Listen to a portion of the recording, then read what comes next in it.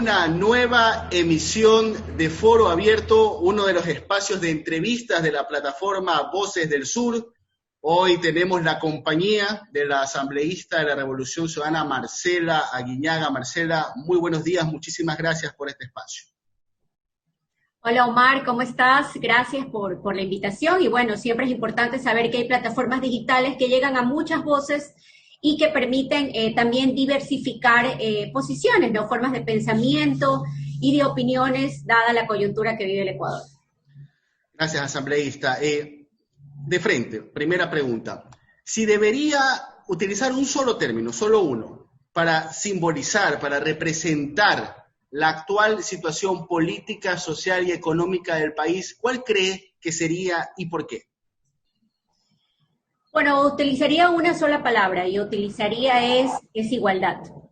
Y utilizaría esta palabra porque en los últimos tiempos, en estos 3 años de gobierno del presidente Moreno, a pesar de que ganó con un plan de gobierno que decía claramente que él firmó previo a ser candidato, que se iba a seguir trabajando en fortalecer políticas públicas que reduzcan la desigualdad, que aminoren estas brechas entre los que más tienen y los que menos tienen, que siga el fortalecimiento de una educación pública de calidad, una posibilidad de tener acceso universal a la salud.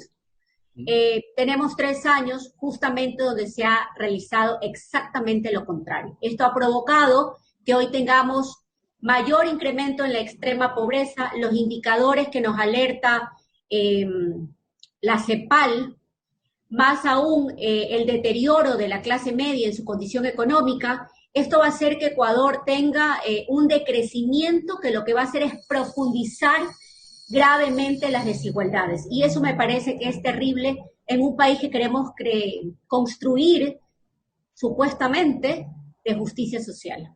Le confieso algo, asambleísta. Es obvio que el tema de los despidos, el tema de la precarización laboral, el tema de los superpoderes que ahora tendrá el ministro de Finanzas con la ley de ordenamiento de las finanzas públicas, son preocupantes, pero hay también este miedo latente de la dolarización. ¿Cómo usted ve el tema de la dolarización a corto plazo, ni siquiera el próximo año, en las próximas semanas y meses? ¿Cuál es la situación de la dolarización? Mira, yo con sorpresa decir que Lenín Moreno se dejó. Lenín Moreno es básicamente la cara visible, pero que atrás gobiernan realmente los grupos de poder que buscan proteger sus intereses, como la banca, grupos económicos enormes, que no fueron los que ganaron las elecciones. Y por eso digo que me sorprende, porque llega a nombrar a un ministro de Finanzas que no se olvida que deja de ser agremiado representante de las cámaras, sino que es el ministro de Finanzas o de Economía de los 17 millones de ecuatorianos que somos, y toma decisiones donde privilegia el pago de la deuda. Hoy nos damos cuenta que ha hecho unas operaciones y que están en los medios de comunicación escritos, operaciones económicas que representan que pagó anticipadamente valores por más de $1.000 millones, cuando estábamos en plena pandemia, cuando los guayaquileños, la provincia del Guayas tenía el mayor número de contagios, cuando teníamos cadáveres en las aceras y en las casas de nuestros hermanos ecuatorianos, y eso no les importó. Es ahí cuando yo digo, ¿quién está atrás de todo esto? ¿Por qué? ¿Qué intereses tienen? Y bueno, los intereses no son privilegiar las políticas públicas a favor de que menos tienen. Y ahí es cuando tú te das cuenta por qué el gobierno en 3 años no ha tomado decisiones económicas de un plan macroeconómico que asegure la dolarización. Y hoy tienes, por ejemplo, miles de dólares que salen de nuestra economía sin que el gobierno necesite ley, basta una decisión política para poder impedir la salida de capitales. Y eso no sucede en el Ecuador. Ahí es cuando me entra toda esta preocupación si realmente hay intereses de tumbar la dolarización, si hay realmente intereses protervos atrás de esto, porque claro, cuando nos alertan ciertos organismos internacionales del decrecimiento que va a tener el Ecuador, aproximadamente menos el 6%, avisoran algunos, comparado con el Producto Interno Bruto, tú preguntas qué va a pasar cuando ya no hayan dólares en la economía, cuando no se controló la balanza comercial, y siguen la suerte de la quiebra de las micro, pequeñas y medianas empresas, me parecería ser que hay como el interés inclusive de tumbar o golpear de muerte a la dolarización. No sabría avisorarte si esto es pronto, en un mediano o corto plazo, pero sí me parece que sería un golpe más a la economía tan frágil que tenemos hoy los ecuatorianos. Asambleísta, yo supongo que usted debe concordar conmigo que si bien la entrada a la dolarización fue una jugada arriesgada, que ayudó a estabilizar la inflación, pero nos restó competitividad, quitar en estos momentos la dolarización sería, o sea, ya desconectarnos del respirador artificial en este país. Absolutamente, y recuerda que en todas las encuestas donde se le pregunta a los ciudadanos qué moneda prefiere tener, los ecuatorianos han dicho que prefieren tener el dólar. Pero para tener una economía dolarizada hay que tomar acciones. Entre esas acciones, evitar que de la economía salgan dólares. Porque a veces cuando los ecuatorianos decimos estamos dolarizados, parecería ser que tenemos una maquinita que imprime los dólares en el Banco Central, y eso no sucede. Nosotros le compramos los dólares al Tesoro de los Estados Unidos, para lo cual pagamos enormes cantidades de dinero en seguros para poder traer esos billetes y poderlos circular en la economía. Si hay sectores, lamentablemente, que no tienen puesta la camiseta del país, que producen sus recursos con los recursos naturales ecuatorianos, con el esfuerzo de los trabajadores ecuatorianos, y tan pronto tienen utilidades, lo que hacen es no reinvertirlas en nuestra sociedad, sino sacarlos de la economía para evitar pagar impuestos, son esos malos empresarios, por decirlo de esa manera, porque también creo que hay de los buenos, a los que hay que combatir, a los que eluden, a los que buscan evadir pagar impuestos, y que ya se ha comprobado que hay 500 empresas muy grandes de este país que tienen más de 1.500 millones de dólares de deudas con el fisco y que hoy se encuentran en firme. Bueno, esperamos que el SRI los cobre, porque esos son los dineros que deberían invertirse en educación, en salud, en políticas sociales, que hoy están muy venidas a menos y que evidentemente paga la factura el que menos tiene. Asambleísta, le hago la pregunta que hacen en redes. Esos mismos deudores, muchos de esos mismos deudores, ya vienen arrastrando estas obligaciones hace años, inclusive desde la época de Rafael Correa. ¿Por qué no se les puede cobrar? ¿Qué pasa? Bueno, en algunos casos, porque recordemos que todo deudor no solamente tiene posibilidad de impugnar su deuda por la vía administrativa, sino también por la vía jurisdiccional, es decir, ante el contencioso tributario, y es por eso que toma un tiempo significativo hasta que la deuda esté firme. Pero una vez que la deuda esté en firme, yo como abogada no podría decirte que estoy a favor de medidas que rompan el procedimiento o el debido proceso y las garantías constitucionales que tiene derecho cualquier persona. Una vez que una deuda esté en firme, es obligación del Estado, en este caso del gobierno a través del SRI, proceder a la incautación, a la toma de bienes y al cobro de las deudas una vez que se han agotado cualquier tipo de procedimiento, tanto en la vía administrativa como en la vía judicial. No digo que es fácil, hay grandes deudores, como me parece que se ha mencionado en algunos medios de comunicación, grandes deudores que hoy están despidiendo trabajadores, que hoy están cerrando sus empresas y que efectivamente buscan la vía más fácil, ¿no? Creo que es indispensable decir que hoy el SRI ha asegurado que tiene 1.500 millones de dólares en firme para cobrar. Entonces esperamos que los cobre, que se hagan los convenios de pago o se lleguen a acuerdos para que esto pueda darle liquidez a la caja fiscal e, insisto, sea priorizado en la inversión hacia las políticas sociales. Legisladora, usted en toda esta explicación habló sobre este nuevo caso del señor Richard Martínez, que jugó a la ruleta en el mercado internacional y le salió mal la jugada, una jugada que nos ha costado más de 1.000 millones de dólares en plena pandemia. Parecería como que, bueno, ese es como el colofón de la situación. El señor Martínez ha tenido una actuación verdaderamente caótica y lamentable y nefasta a cargo de esta importantísima y vital cartera de Estado. Y todo indicaría, si dictáramos por la lógica en este país, que él debería ser censurado en la Asamblea Nacional. Pero al parecer eso no ocurrirá. Creo que hace unos días hubo 83 votos como para que el CAL ya analice, creo, el pedido de juicio político, pero de ahí a que esos 83 se conviertan en votos en el Pleno, lo veo complicado. Más aún, veo complicado siquiera que salga de la Comisión de Fiscalización. Pero bueno, ¿qué es lo que sucede en la Asamblea? Hay un clamor de distintas bancadas, de distintos sectores, de que Richard Martínez debe dar un paso al costado de la cartera de finanzas, pero se ve muy complicado que eso ocurra. ¿Qué sucede, asambleísta? Bueno, sí, yo creo que es importante hacer un llamado a los ciudadanos que estén pendientes del accionar de los legisladores, que no están ahí para defender intereses de grupos económicos o volverse cotizables, es decir, vender su voto a cambio de una u otra cosa, de que pongan a sus parientes en el servicio diplomático, que entreguen hospitales, como se dice que ha pasado. Entre otros, yo creo que esos son los legisladores que han traicionado la voluntad popular. Ellos están ahí por velar los intereses del pueblo ecuatoriano, de las grandes mayorías en términos generales. Y es ahí cuando yo creo que el primero que tiene que pagar por la crisis sanitaria y económica que vivimos es el ministro Martínez. El ministro Martínez ha conseguido lo que no suele conseguirse, que es más de una bancada llegue a estar en consenso de enjuiciarlo políticamente. Ya hasta este momento hay 4 solicitudes de juicio político.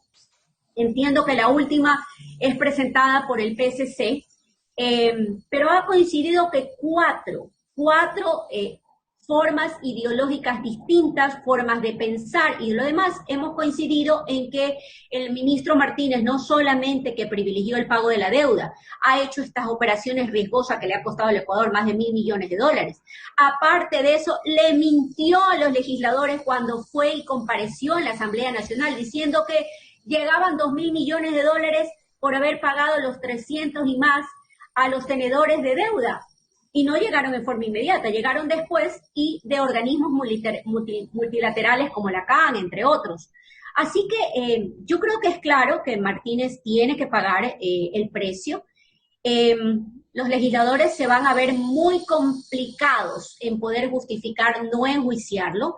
Para esto, como tú sabes, quien tiene la mayoría en la mesa de fiscalización es el oficialismo. Ahí es cuando tú ves una suerte de que Lenín Moreno sale y en el informe a la Nación, en vez de decirnos cómo vamos a enfrentar la crisis, cómo vamos a reducir las altas tasas de desempleo, cómo vamos a darle oxígeno a las empresas para que paguen la nómina, entre otros, esos 1.000 millones que nos ha hecho perder el ministro Martínez pudieron haber servido para hacer una suerte de copago y darles dinero a las empresas para que no voten a sus trabajadores y paguen la nómina, y adicionalmente darles capital de trabajo para comenzar a levantar la economía, o lo que ya discuten otros países como la renta universal para aquellos que están en situación de muchísima vulnerabilidad por un tiempo determinado hasta que nuevamente puedan acceder a un trabajo. Bueno, nos sorprende que Moreno dice, por favor, Asamblea, ya no se le carguen a mis ministros porque ellos están muy ocupados haciendo sus deberes. Yo creo que no lo están haciendo.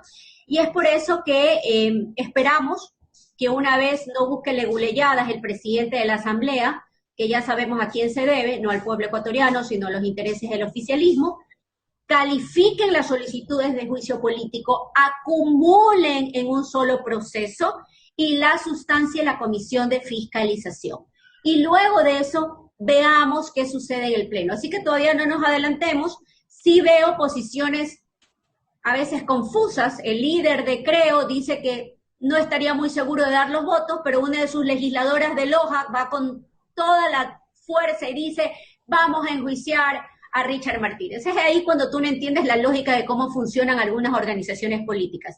Sin embargo, yo creo que hay más de 80 voluntades en este momento de sí enjuiciar a Richard Martínez. Nos faltaría conversar con otros porque necesitamos 91 votos para la censura. Aquí es cuando ciertos constitucionalistas critican nuestra Constitución diciendo que para censurar y destituir a un legislador que es de elección popular necesitas mayoría absoluta, 70 votos. Para censurar y destituir a un puesto a dedo por el presidente, por eso que se dice que nuestra Carta Magna es hiperpresidencialista, necesitas mayoría calificada, que son 91 votos. Asambleísta, luego de lo que pasó con la aprobación en la Asamblea de la Ley de Ayuda Humanitaria y de Ordenanza de las Finanzas Públicas, háganos una confesión. ¿Cómo siente el ambiente en la Asamblea? Porque ahí se aplicó política gangsteril, así como lo dije en un comentario en Radio La Calle.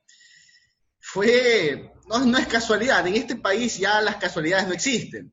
A 24 horas de votar esas leyes, aparece este operativo contra el asesor de Daniel Mendoza, y como que les tembló, como tuvimos hoy un temblor, les tembló el suelo a varios asambleístas.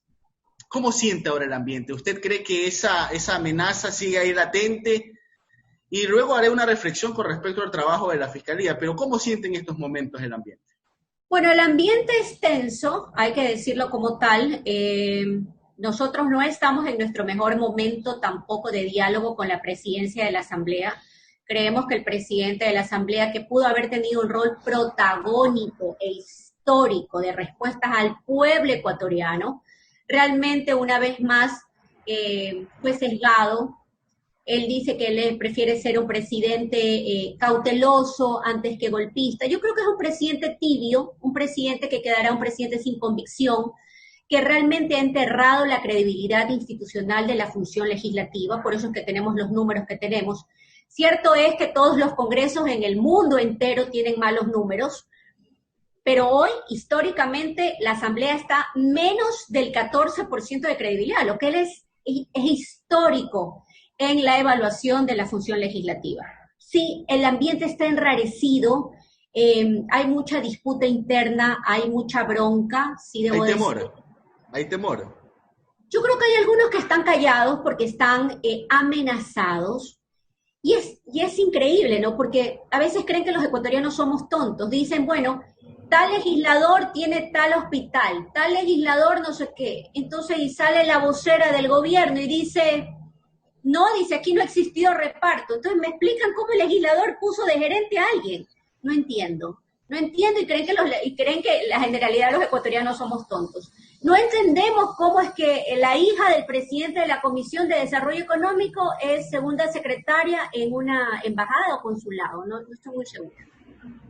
Que el padre de otra legisladora está en no sé dónde, que el hijo de no sé quién está por acá, está en Uruguay, no sé cómo. Bueno, es una suerte de reparto, ciertamente. Volvimos a ese congreso, ya no de los ceniceros, porque no hay ceniceros y cafecitos fuertes como era en el pasado, pero ahora es la repartición de los cargos públicos, que no solamente pasa en la salud, ¿no? Dicen que también pasa en el sector eléctrico del país.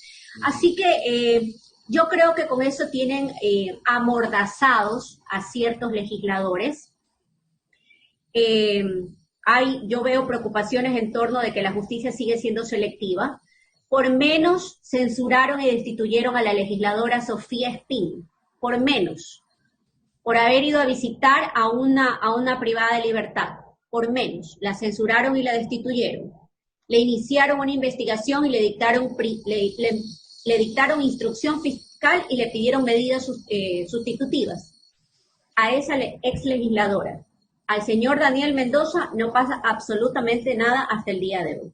Esperamos entonces que se cumpla con el debido proceso, porque si yo algo soy, Omar, soy crítica del exceso de la justicia en la emisión de prisión preventiva. En este país que ha sido condenado, escúchese bien, por la Corte Interamericana de Derechos Humanos, del abuso de la prisión preventiva, jamás estaría a favor de que se dicte a diestra y siniestra, pero sí que se investigue un legislador, pues. Si tiene que investigarse, lo que se lo investigue. Con la misma vara debería medirse a todo el mundo, pero vemos que en algunos casos no es así. Me parece muy destacable este punto que usted habla con respecto a cómo la Fiscalía hace toda esta operación para encarcelar al asesor de Daniel Mendoza, pero ni siquiera lo llama a rendir versión, declaraciones al asambleísta. Y creo que es un llamado ciudadano a la fiscal, a la señora Diana Salazar, que muy probablemente haya solicitado que vea esta entrevista. Fiscal, si hay reparto de poderes porque alguien con más poder entregó o delegó esos bienes, esos cargos. Así que tiene que apuntar más arriba, señora fiscal. Decía un amigo muy querido, víctima también de la injusticia, es una suerte de la serie El Padrino, pero reload, como dicen los pelados, o sea, recargada. Porque si alguien repartió, sabe qué repartió, y es a los mismos que sabe cómo repartió, dónde está el punto débil para perseguirlos y amordazarlos. O sea, es increíble. No creo y no recuerdo hechos tan vergonzosos suscitados en la Asamblea Nacional, más allá de las épocas de los 80 y 90, que sí eran de desastre, que lo que hoy vivimos, ¿no? Y eso la gente tiene que reflexionarlo previo a las próximas elecciones. Tenemos que elegir mejores candidatos, gente mayormente comprobada de que tiene códigos, de que tiene principios y que no es capaz de venderse por un plato de lentejas. Asambleísta, como para cerrar ya el arco del tema legislativo, vamos a pasar después a lo electoral. Cuéntenos y sea muy sincera. ¿En algún momento al interior de la Asamblea se discutió, se debatió o alguien soltó por ahí la idea de aplicar el artículo 130 de la Constitución para destituir a Lenín Moreno, como denuncian algunos funcionarios de gobierno? No, la verdad es que no. En su momento los legisladores sí hemos sido claros en que creíamos que era indispensable un rol más protagónico del presidente de la Asamblea por los momentos históricos que vive el país. El presidente de la Asamblea no puede estar escondido en una oficina cuando representa una función que genera, o en principio genera el equilibrio democrático versus a una función ejecutiva. Tanto es así que por eso tenemos la posibilidad y la competencia de fiscalizar al Ejecutivo. Jamás hubo este tipo de conversaciones, esos son pues sueños imaginarios de aquellos que viven obsesionados con la revolución ciudadana, que sabes qué, Omar, yo más allá de que creo que tienen y actúan en forma desesperada, creo que los invade el miedo. El miedo es el mayor motor que tienen para hacer tanta torpeza, tanta canallada, miedo a una tendencia política, que democráticamente, como yo siempre digo, a los adversarios no es que se los mande a eliminar, a los adversarios se los entierra, se acaba con su vida política en las urnas, como debería ser cualquier Estado que se dice ser de democracia. Así que sí, yo creo que esto es mucha imaginación, muchos sueños ávidos de algunos, de pensar de que atrás de esto hay un complot, hay una rebelión, que si tú tienes reuniones políticas te estás organizando para desestabilizar al gobierno. Mira, es tan fácil que tienen tantos mecanismos de intervención de las comunicaciones a través de este centro de inteligencia, antes Senaín, hoy ya ni me acuerdo cómo se llama.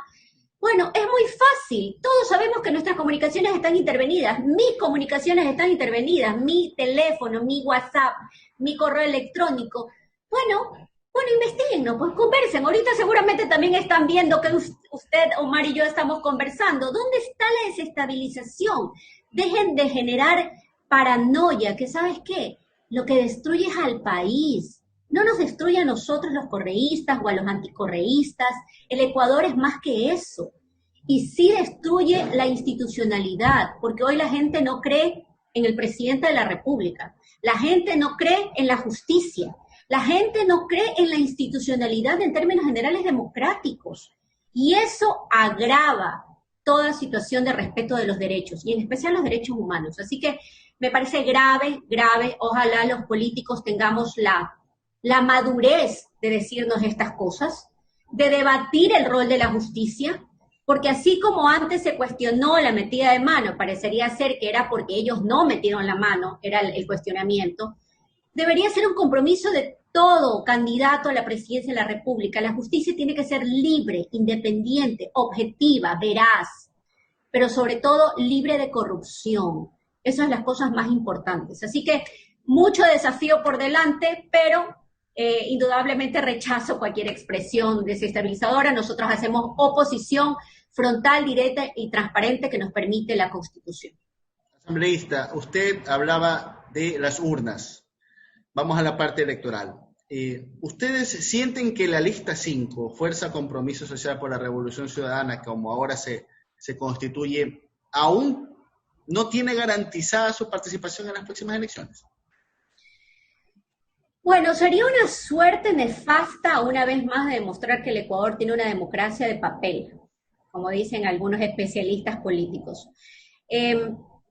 A una organización política que ha sido auditada, que el propio Consejo Nacional Electoral le da el número, le da el registro, participa en elecciones, ¿cómo es posible que luego que diga, venga la Contraloría, una Contraloría por demás puesta en duda su credibilidad, donde el señor que actúa como Contralor, nadie dice, ningún titular de medio de comunicación, que fue el subcontralor del señor Pollitt, al que cuestionó todo el mundo por 10 años? Nadie dice eso, nadie llama a la reflexión. Entonces, este pseudo contralor audita y dice que lo que hizo el CNE estuvo mal hecho. Pero entonces no puede sancionarse la organización política, sino debe, en todo caso, establecerse un tipo de sanción administrativa, una multa contra quienes hacían las veces de vocales del Consejo Nacional Electoral. Pero no puede pasar porque tú limites los derechos de participación política a un grupo ideológicamente representado y que tiene un núcleo fuerte en el país. O sea, eso es innegable. Y yo debo recordarte, Omar, que nos impidieron 3 veces la participación. Nos quitaron Alianza País, nos impidieron y nos negaron todos los recursos que interpusimos. En segundo lugar, planteamos tener una organización como, me parece que nuestro nombre era Revolución Ciudadana, y se nos dijo que no. Luego dijimos que queríamos una organización, Revolución Liberal, o alfarista, no recuerdo bien el nombre que le pusimos. Nos dijeron que no, porque cuestionaban la ideología de Alfaro, o sea, ya descabellado el tema. Y por último, tratamos y recogimos firmas, o sea, 4 veces realmente es, de una organización Maná, y salió alguien de la nada diciendo que él era el dueño de Maná. Bueno, entre unas u otras, nos acogió Compromiso Social. Con Compromiso Social participamos en el año 2018, tenemos autoridades electas y ahora pretende el pseudo-contralor amenazar a los vocales del Consejo Nacional Electoral diciendo que si no nos quitan el registro, pues van a ser sancionados con destitución. Esto es, digamos, inverosímil cuando estamos en pleno ya calendario electoral, cuando la máxima autoridad del país se vuelve el Consejo Nacional Electoral. Si tuviéramos un Consejo Nacional Electoral más fuerte, bueno, yo saldría y diría, bueno, trate de destituirnos, pues para ver lo que le pasa, pues pseudo señor Contralor. Pero en todo caso, sí hay preocupaciones, sí tenemos alertas de que hay este tipo de presiones al interior del Consejo Nacional Electoral de pretenderse quitarnos el número 5. Pero mire, Omar, si nos quitan el 5, participaremos con el 20, con el 30, con el 100, con el número que sea. Hay un plan B entonces, hay un plan B. Hay un plan B, la revolución ciudadana está en el corazón de la gente, en la sangre de la gente, en la piel de la gente, y le digo por una razón, porque siempre le digo, ciudadano, madre de familia, padre de familia, ¿cómo estaba usted antes? ¿Cómo se sentía antes? Antes su hijo iba a clases y le daban los uniformes, o ahora le dicen, si usted es medio pobre, medianamente pobre o más pobre, le doy el uniforme. ¿Cómo estaba antes? ¿Cómo se sentía antes? ¿Cómo estaba su estómago antes? ¿Comía 3 veces? ¿Comía 2? ¿Comía 1? ¿O no come casi nada ahora? Bueno, esa es la realidad. Eso supera que permitan impedirnos participar políticamente. Y sería una demostración más donde el Estado ecuatoriano, seguramente en cortes internacionales, pueda ser sancionado. Perfecto. Las 2 últimas consultas, asambleístas, como para cerrar la entrevista. ¿Ustedes como Movimiento de Revolución Ciudadana siguen creyendo todavía en la posibilidad de que Rafael Correa esté en la papeleta o ya aceptaron hacia sus adentros, hacia su interior, que la justicia lo va a bloquear y que va a haber una casación express, va a haber una apelación express en el caso sobornos y que eso complicará la presencia de Rafael Correa y por ende los lleva a ustedes a ir pensando ya en otras opciones de candidaturas? Bueno, nosotros estamos seguros que la justicia en el caso de sobornos ha sido una justicia parcializada, mañosa, que ha vulnerado todo tipo de proceso, todo debido proceso. Inclusive ahora los abogados vienen quejándose de que no les entregan la sentencia completa, que no están los anexos. O sea, hay mil formas de evitar que el proceso sea legal.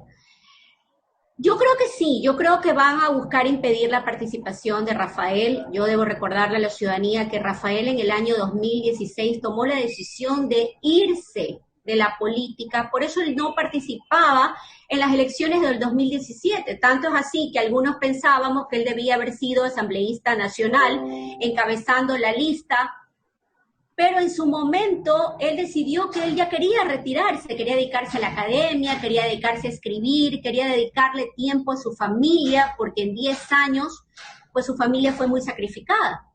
Y por eso fue esta decisión de no participar en las elecciones 2017. Y ahora es una suerte como que aquellos que querían destruirlo, lo que han hecho es reavivar la figura de Rafael. Está más viva que nunca, la gente lo recuerda más que nunca, y es cierto que nosotros creemos que él debe ser nuestra carta en las próximas elecciones. No dudamos que la justicia va a buscar cualquier resquicio para impedir su participación, pero por eso creemos también que es momento de abrir nuestras filas también. No podemos creer que solamente con el voto de los correístas, a Rafael no le gusta este término, pero digamos, la gente se identifica así, vamos a ganar las elecciones, necesitamos abrir las filas. Entonces yo creo que lo que vamos a disputar en las próximas elecciones, 2021, más allá de correístas o no, es este gran frente progresista en dos modelos de país. El modelo de país de la justicia social, del fortalecimiento de las políticas públicas, donde primero está la gente y luego la banca, donde primero está la gente y luego la deuda, donde primero está la educación, la salud de que menos tienen, o hacer enriquecer a unos cuantos que son la minoría en este país.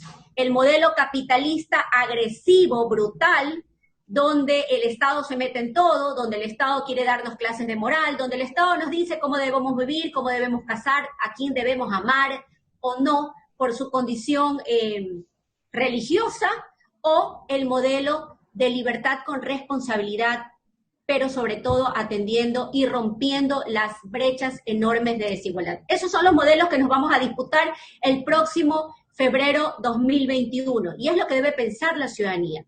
Por eso en que insisto, vamos a participar, tenemos plan B, C, D y demás.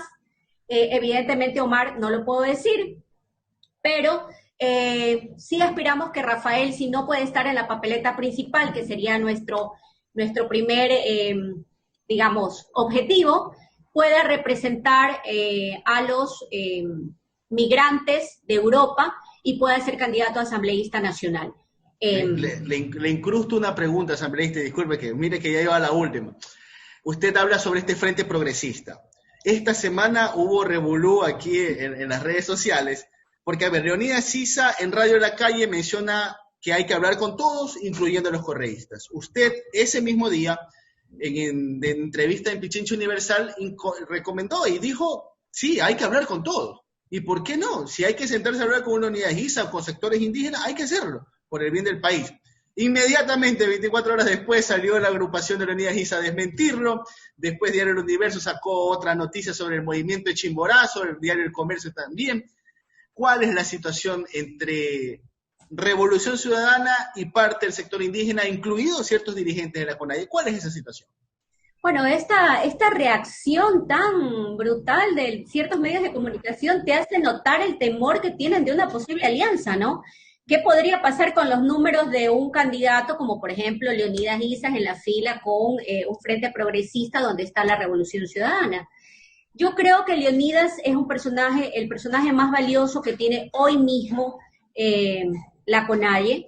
Hay otros personajes con los que indudablemente nos han agredido, nos han insultado de tal manera y han ofendido a nuestro líder máximo, que yo creo que conversar con ellos va a ser complicado. Lo que no creo es que ellos puedan llegar solos tampoco. Ecuador tiene un histórico de votación hacia Pachacutic, ciertamente que ha crecido en el último tiempo, tiene mayor número de alcaldes, de concejales en la elección 2018. Pero históricamente Pachacutic no ha sido una fuerza electoral de representatividad nacional, es decir, no todas las provincias votan por Pachacutic. Yo creo que es importante, porque cuando le escucho hablar a Leonidas, ahí es cuando le digo, yo le tomo la palabra, Leonidas habla de los mismos conceptos que hablo yo.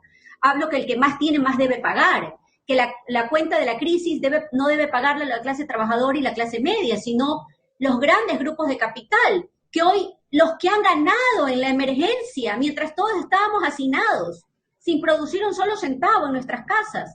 Bueno, creo que ahí tenemos coincidencia. Yo creo que me puedo sentar a conversar con Leonidas y no me puedo sentar a conversar con el señor Lasso, porque el señor Lasso dice esta semana que la banca, como la banca en el mundo entero no va a ganar, ellos saben que van a perder dinero, entonces van a hacer estas provisiones, que las provisiones es generar un fondo para las pérdidas que vaya a tener la banca, que son deducibles de impuesto a la renta. Es decir, la banca nos está diciendo que en el año 2021, cuando tengan que pagarlas, el impuesto a la renta del 2020 ya nos está alertando que no van a pagar, o van a pagar menos, porque no van a ganar, porque van a hacer estos fondos provisionales para todas esas deudas que la gente no va a poder pagar porque no tiene empleo. Ya te das una cuenta de qué interesa más, ¿no? No interesa buscar bajar las tasas de interés, cómo reactivamos la economía, cómo salvamos a ese pequeño microempresario, generar plazas de trabajo, etcétera. Una suerte de los intereses de que defiende la banca. Entonces yo digo, ¿cómo yo me siento a conversar con el señor Lasso? Me parece que es complicado, porque no vamos a coincidir en nada. Pero me parece que hay muchas más coincidencias con Leonidas. Me parece triste, eso es algo que no termina, cuando Leonidas dice, bueno, la revolución ciudadana debe ser su autocrítica. Sí, nuestra autocrítica es interna, y sí lo hemos hecho. Pero también el movimiento indígena debe hacerlo. Un movimiento indígena muchas veces de los ponchos dorados, rendidos ante el poder económico y de turno, y de eso hay historia, pero por demás en el Ecuador. Así que, mira, yo le mandé el mensaje abierta, insisto, a dialogar con Leonidas, me parece que es valioso, me parece que tiene un discurso muy interesante, me parece un hombre formado, debo decirlo, y yo creo que eso va a poder conseguir que el Frente Progresista, el que hemos llamado, que el centro progresista no solo es de izquierda, ¿no? Porque alguien entendía, no, solo es la izquierda. No. El Frente Amplio Progresista representa muchas fuerzas, centro, izquierda, y por qué no decir, quizás alguno u otro que haya sido de derecha en su momento y que hoy tiene otras prioridades en torno a la coyuntura que vive el Ecuador. Así que así le contesto esa pregunta. La última pregunta, asambleísta. ¿Cuán cierto es que hay pugnas al interior de la Revolución Ciudadana? Porque ya algunos están proponiendo candidaturas. Y me permito una última acotación de su parte. ¿Cuál es la relación con los miembros fundadores de Fuerza Compromiso Social? ¿Hay quizás pugnas, fricciones? Si mal no recuerdo, ustedes habían solicitado ante el Consejo Nacional Electoral ya tener su cumbre, su convención como para poder definir la nueva directiva. ¿Cuál es la situación al interior de Revolución Ciudadana y de esta unión electoral que han tenido que hacer con Fuerza Compromiso Social? Bueno, esta fusión que hemos tenido entre Revolución Ciudadana y Compromiso Social, todos saben que no ha sido muy fácil. Unirse compañeros que piensan a veces cosas distintas en cómo es el quehacer de la política, tiene que llevar de por medio mucho debate, mucha posibilidad con madurez de llegar a acuerdos, y eso es lo que ha pasado. Yo decirte de fricción no las conozco, yo soy miembro del buró, estoy registrada como miembro de una de las secretarías de Compromiso Social. Cuando cambiamos la directiva, vamos hacia el cambio de directivas provinciales. Yo personalmente soy de la línea, y lo he dicho a mis compañeros, que es momento de oxigenar filas, que es momento de dar espacio a nuevos rostros, porque la política se trata de eso. La política se trata de unir, y hay momentos donde los que ya tienen más experiencia se vuelve como ese ese espacio de la sabiduría, ¿no es cierto? Pero no puedes estar en todos los puestos ni en todos los momentos. Personalmente yo he visto, y además aquí en la provincia del Guayas, que tú sabes, Guayas, ideológicamente no tenemos historia de haber sido formados así. Yo veo hoy con mucha, digamos, con mucho optimismo, con mucha esperanza, que estas nuevas semillas han germinado. Entonces veo jóvenes de diferentes tipos de profesiones, abogados, periodistas, economistas, que nos hablan de un país distinto, que nos hablan de un país también y de jóvenes que quieren salir de la zona de confort y quieren hacer política. Yo a eso, ¿cómo cerrarle las puertas? Me parece que es el momento de abrir. Siempre hablo y digo es el momento de abrir.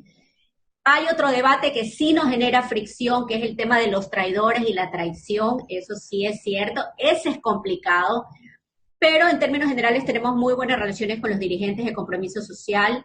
Cualquier una que otra diferencia que hayamos tenido la hemos podido salvar con diálogo, con mucha madurez. Hoy no te puedo decir que tenemos fricciones o rupturas, todo lo contrario, me parece que es un grupo súper sólido. Pero cuando hablamos del tema de la traición, sí hay posturas radicales. Sí hay posturas radicales en torno a no abrir la puerta para nadie que se haya prestado a desinstitucionalizar el país. ¿Y usted qué opina? Compañeros. ¿Y usted qué opina? Yo creo que la línea es muy frágil, muy frágil. Hay gente que se habrá quedado en las filas de Moreno por temor a la persecución, porque como me dijo algún compañero, yo también tenía que llevar el plato de comida a mi casa, y es válido, pero con los que no podemos establecer diálogo fueron con los que fueron partícipes de la destrucción de la institucionalidad democrática del Ecuador. Ahí sí me parece que es muy complicado el Trujillato y sus acólitos, es muy difícil. Ahí sí creo que va a ser muy difícil. Yo siempre digo, algún compañero que tuvo que parar la olla y quedarse en el gobierno de Moreno, no sean tan duros con él, que nos acompañe, que cargue también las banderas, que cargue también digamos, los carteles. Quizás no va a poder estar en la primera fila, pero sí tiene que estar también dentro de la fuerza cuando hablamos de llevar adelante un solo objetivo.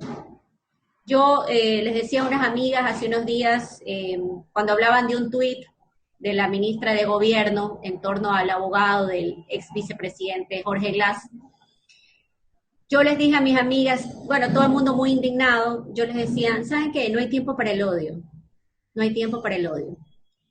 El momento hoy es de reconstruir el país. Conmigo no cuenten si es para odiar. Para reconstruir el país estoy donde la historia me demande que esté. Perfecto, asambleísta. Le agradezco por estos 43 minutos de política dura, sincera, franca. Le agradezco por esa transparencia con este servidor y también con nuestra audiencia de Voces del Sur en este programa de Foro Abierto. Quizás algún último mensaje asambleísta para militantes y no militantes que también ven este tipo de programas porque quieren diversificar su espectro de opiniones y de comentarios. Solo como mensaje final, primero agradecerte, Omar, por tu frontalidad en tus preguntas. Espero haberlas contestado con certeza. Darle un mensaje a todos los que nos ven, ¿no? A los que nos escuchan. Mucha fuerza, primero abrazarlos fuertemente. Han sido días muy duros. Todos hemos perdido o amigos o familiares, jamás nos imaginamos que íbamos a vivir lo que estamos viviendo. Creo que es momento de reinventarse, invitarlos a pesar de la adversidad, a resistir, pensar que van a venir días mejores y pensar que podemos construir un Ecuador que supere el odio, la venganza y el revanchismo, y un Ecuador para todos, lleno de amor y esperanza. Muchísimas gracias nuevamente a la asambleísta Marcela Guiñaga de las filas de la Revolución Ciudadana. A ustedes, querida audiencia, muchísimas gracias por dar clic, por suscribirse, por comentar, por debatir todo este flujo de ideas que sale desde Foro Abierto, este espacio de Voces del Sur. Hasta la próxima.